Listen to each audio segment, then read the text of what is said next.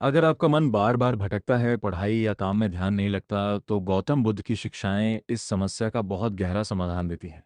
बुद्ध कहते हैं कि मन का भटकना स्वाभाविक है, क्योंकि हमारा मन हमेशा इच्छाओं, चिंताओं और कल्पनाओं में उलझा रहता है। लेकिन अगर हम कुछ सरल अभ्यास करें, तो अपने मन को स्थिर और केंद्रित बना सकते हैं। सबसे पहला तरीका है स्मृति यानी माइंडफुलनेस। बुद्ध कहते हैं कि जो भी काम करो, उसे पूरी जागरूकता के साथ करो। अगर खाना खा रहे हो, तो सिर्फ खाने पर ध्यान दो। अगर पढ़ाई कर रहे हो, तो सिर्फ पढ़ाई पर ध्यान दो। जब हम हर काम को पूरे ध्यान से करते हैं, तो मन धीरे धीरे स्थिर होने लगता है। दूसरी बात, एक समय में एक ही काम करो।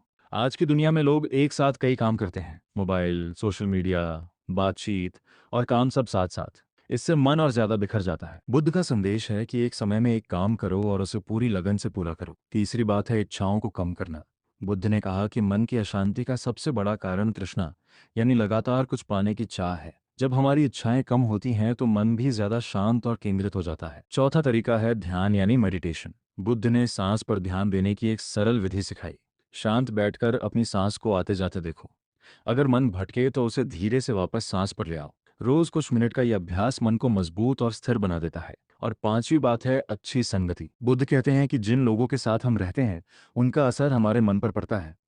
इसलिए शांत, सकारात्मक और समझदार लोगों के साथ रहना बहुत जरूरी है। अंत में बुद्ध का एक गहरा संदेश है, जिसने अपने मन को जीत लिया, उसने जीवन को जीत लिया। जब मन शांत और केंद्रित होता है, तब जीवन में सफलता और शांति दोनों अपने आप आने लगती हैं।